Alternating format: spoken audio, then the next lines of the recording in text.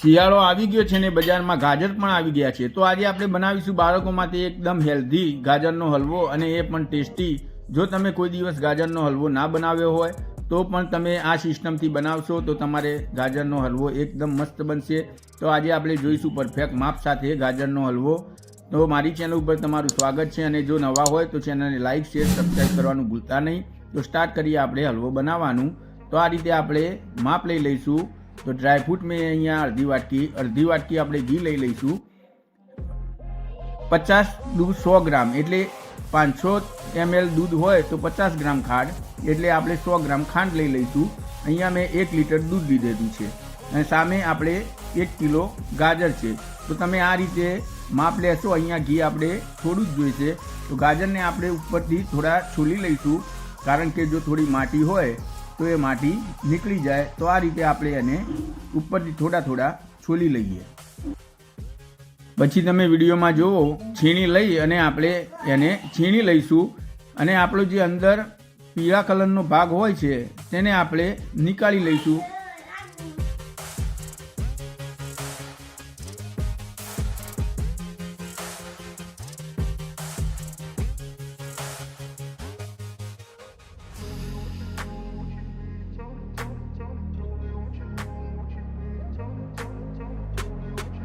તો જુઓ, અહીંયા આપણે થોડા કરી બધા ગાજરને છીણી લીધા છે અને આ રીતે એની છીણ તૈયાર કરી લીધી. હવે કડાઈની અંદર આપણે આપણું ઘી લઈ લઈએ.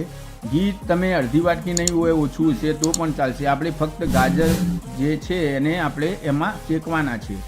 તો ધીમે ધીમે આપણે બધા ગાજર એડ કરી અને એને હલાવતા જઈશું. જેમ જેમ આપણા ગાજર શેકાશે એટલે એમાંથી પાણી બળશે, એટલે કે એમાંથી વરાળ બહાર નીકળશે. તમે જુઓ, અને આપણે આને 5 થી 6 મિનિટ માટે શેકી લઈશું. ગેસની ફ્લેમ આપણે લો જ રાખવાની છે. લો ફ્લેમે આપણે ગાજરનો હલવો તૈયાર અત્યારે કરીશું. જો અહીંયા પાણી બળે એટલે એની વરાળ બહાર નીકળે છે. હવે આપણે 6 મિનિટ પછી 1 લીટર દૂધ એડ કરી લઈએ અને એને સારી રીતે મિક્સ કરી લઈએ. દૂધ આપણું અત્યારે ઠંડુ હશે એટલે આપણી ગેસની ફ્લેમ થોડી આપણે હાઈ કરીશું અને પહેલાં દૂધનો ઉભરો આવે ત્યાં સુધી આપણે એને ઉકાળી લઈએ. તમે વિડીયોમાં જુઓ, થોડી વાર પછી આપણે દૂધનો ઉભરો આવશે. તો દૂધ આપણું અહીંયા ગરમ થઈ ગયું છે અને જુઓ, ઉભરો આવવા લાગ્યો. હવે આપણે આને ધીમે ધીમે આપણે એને હલાવતા જઈશું અને સાઈડના ભાગથી આપણે દૂધને ઉખાડતા જઈશું, કારણ કે દૂધ ચોટે નહીં. જેમ જેમ સાઈડના ભાગમાં ચોટશે તમે ઉખાડતા જશો તેમ તેમ આપણો દૂધનો માવો તૈયાર થશે અને આપણું દૂધ જેમ જેમ બળીને ઓછું થશે. હું તમને જો અહીંયા આપણું દૂધ બળીને ઓછું થઈ ગયું છે.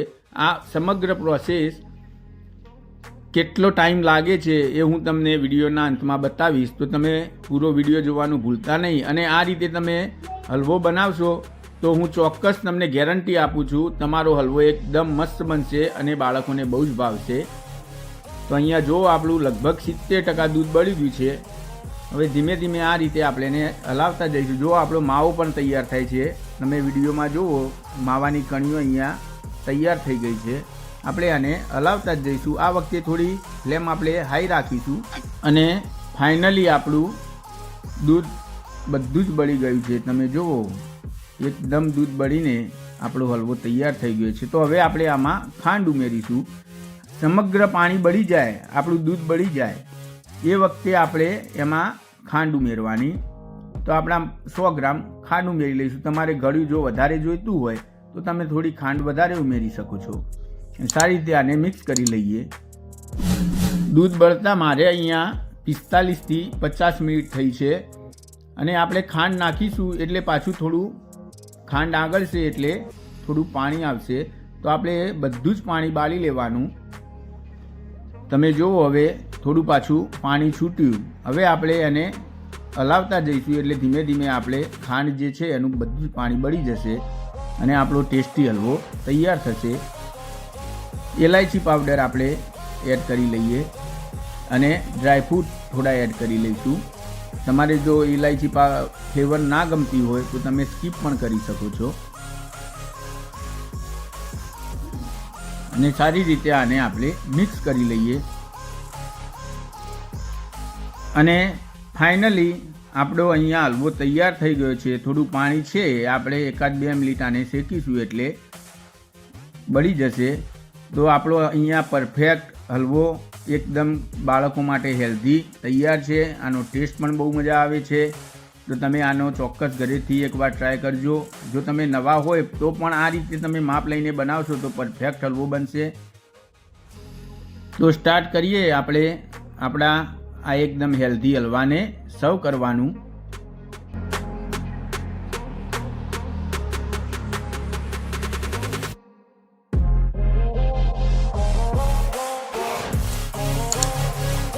તો મારો વિડીયો તમને કેવો લાગ્યો તે કમેન્ટ કરીને જરૂરથી કહેજો અને ચેનલને લાઇક શેર સબસ્ક્રાઈબ કરી સપોર્ટ કરવાનું ભૂલતા નહીં. તો મળીએ નવા વિડીયોમાં નવી રેસીપી સાથે. ત્યાં સુધી સૌને બાય બાય. જય હિન્દ, જય શ્રી કૃષ્ણ.